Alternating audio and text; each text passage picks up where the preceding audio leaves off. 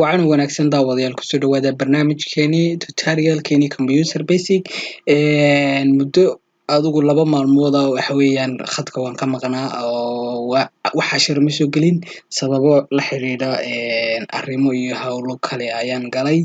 marka maanta ayaan fursad u helay inaan casharkii dib u soo celiyo oo aan dib u soo daayo marka maanta waxaanu isla eegi doonaa hadduu rabraali ka noqdo notepad-ka sidee loo soo furtaa wax loogu qoraa loo save gareystaa iyo sidoo kale notepad oo dhan waxyaalaha uu ku saabsan yahay oo dhan baynu qaadanaynaa iyo sidoo kale waxaanu qaadanaynaa recycle bin iyadana waxaan arki doonaa sida wax loogu dhilido sida wax looga soo celiyo intaas oo dhan way isla arki doonaa ku soo dhawaada casharkeena Assalaamu calaykum waraxmatullaahi wabarakaatuh ku soo dhawaada tutorialkeeni computer basic maanta waxaan ku qaadan doonaa recycle bin iyo notepad marka koowaad notepad baan runaynaa soo fursan ka horeynaa oo soo furanaynaa marka labaadna recycle bin baa wareegnaa notepad marka koowaad laba dariiqood ay soo furan kartaa inaad tiraahdiin new inaad control inaad right click meel space ku taabatid oo screen kamid ah kadibna new tiraahdiid kadibna waa kaas text halka hore subkor baan ku qaadayaa oo halka hoose noogu qoran text document waa kaas sidoo kale waxaad oran kartaa Windows S ayaa taabanaysaa oo kamid ah search-ga kadib waxaad ku qoraysaa notepad isaga kugu badaraya oo soo maaragtid notepad waa kaas notepad-ka haddaynu isla fiirino aan ku qorano welcome waqooyi tech aan hoos uga soo dego casharka lixaad notepad and recycle bin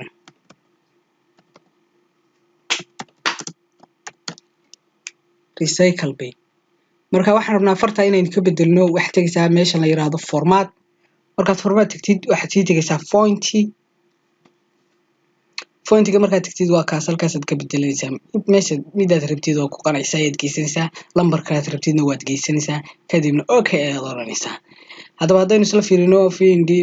fileka waxa ku jira new wiski openski save aski printerki accesski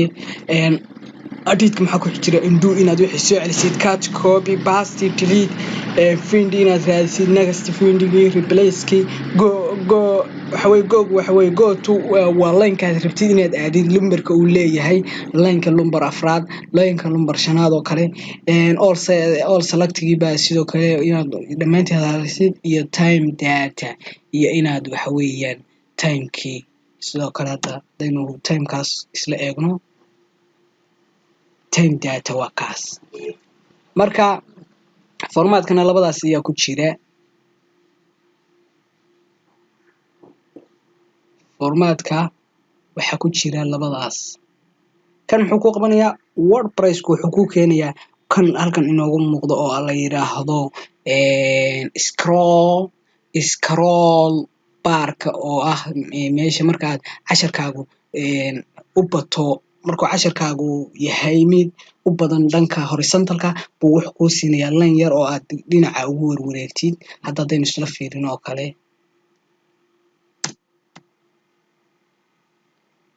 wakaas soo maaragtid scroll bar waa kaas weeyaan kanna waxaa la yiraahdaa horizontal oo isaguna marka aad casharkaaga hoos u bato ayuu ku siinayaa waxa formatka labadaas ku jira inaad qarisid iyo inaad waxa weeyaan soo muujisid iyo fontiga view-ga maxaa ku jira view-ga waa zoom in view-ga waxa ku jira zoom in inaad soo dhawaysid zoom out iyo restart inaad restart default zoom-giisa aad ku celisid iyo kan oo in line-ka yar ku tusayo hoose haddaynu ka tagno line-ka waa ka qaadmaya haddaynu saarnana line-ka hoose ayuu tusaya helbiguna isaguna waxa weeyaan view helbi oo kuu diraya meeshan la yiraahdo internet-ka iyo about notepad-ka mid ku khuseeya notepad marka wuxuu ku yiri Windows 10 weeyaan Microsoft Word Windows weeyaan version-kiisu inta yahay lagu sameeyo OS building 1763.109 intaas weeyaan versionkiisa marka la abtiriyay 2008kii Microsoft Corporation ayaa la soo saaray the Windows Home Operation System weeyaan buu kamid yahay buu leeyahay a production lesson under halkaas ayaa lessonkiisa ka arkaysaa Windows using waxa weeye users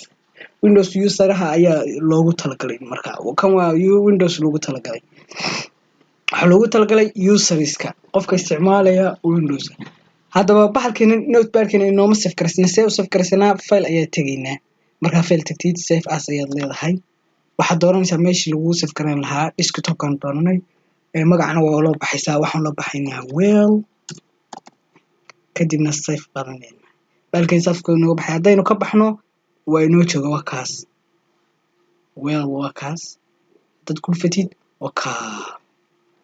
recycle bin hadaynu wareegno recycle bin yadu maxay tahay recycle bin ku waa bahalka waxa weeyaan bahalka qashinka hadaynu si macna kale oo Soomaaliya u raadino waxa weeyaan waa bahalka qashinka hadda labadan bahalkiba waxaan ku ridayaa recycle binka control baan taabanayaa mid kasta control baan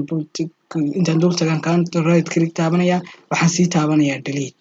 delete ka markaan taabto toos wuxuu geliyaa recycle binka weel samayn kana recycle binka tagi maayo oo waxaan taabanayaa intaan highlight intaan ku dhufto baan waxaan sii taabanayaa shift plus delete wuxuu ku leeyahay are you sure you want to permanently delete this file marka filekan waxaan u deleteynaa permanent weeyaan temporary ba awal delete ka khaaska ahaa laakiin kan waa permanent oo wax weyn soo celisba ma laha okay hadaan dhaho ku arki maayo newgan waa mar hore ku arki maayo isagana hadaan delete sii taabto waa sii tagaya marka recycle bin ka arkaysaan wax weey waa qashin qaade wixii aad nacdid oo kala delete taabanaysaa hadhow hadaad u baahatidna waa soo ceshan kartaa hadda kan waa u baahanahay oo kale si u soo ceshana right click baa taabanaysaa meesha ay ku qoran tahay restore ayaad taabanaysaa sidoo kale waxaad sidoo kale ku banaan inaad fiirisid bahalka soo celinaysid inta uu GB-giisu la eeg yahay iyo wax sidaas oo kale lamid ah waa ka size-kiisu waxa weeyaan 74 pages waa wax aad u yar orange ku yaalay desktop ku yaalay tabskiisu muxuu ahaa text document waxa weeyaan notepad kadib xilligii la asaasay xilligii la deleeday waxay ahayd today maanta ahayd 26/2020 hal minute ago goorma la asaasay buu yiri waxa la asaasay today maanta March 26/2020 2 minute ago 2 minute ka hor ayaana la asaasay sidaas ayuu kugu sheegaya marka restart hadaan restore hadaan raahno waa soo ceshanay wakaas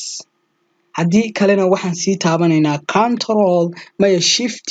plus delete oo ah haba soo celin meelna delete yaanu recycle bin-kana ii gelin weeye